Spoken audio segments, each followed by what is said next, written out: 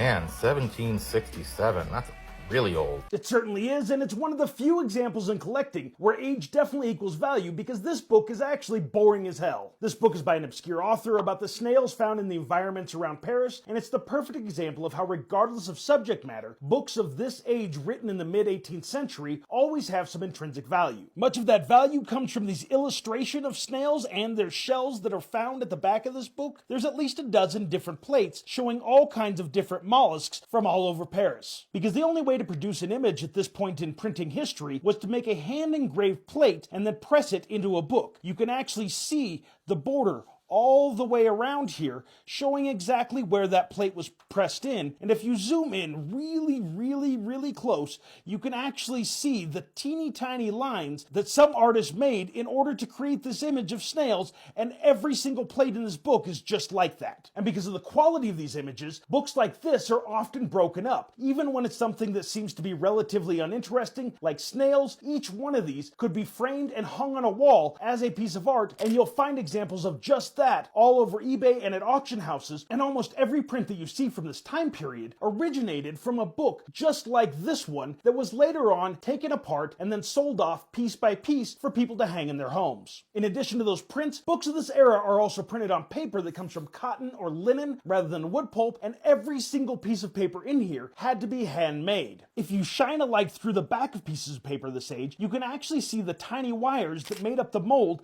that an artisan used to make this paper one sheet at a time. This book even has this fantastic old German font that lends it some additional charm. Now, my follower John from Mureta & Company, who does fantastic content about the jewelry business, not only submitted this book to me, but actually gifted it to me. So let's tell John exactly how much money he's missing out on. In this condition, with the good tight binding that it has, in addition to all of the original plates, the original paper cover, and fairly minimal wear for its age, I would expect this book to be at least $100 to $200, and that number can head swiftly north for books of this vintage if the subject matter or the author improves. I thank John so much for this. It's definitely something I'm going to treasure.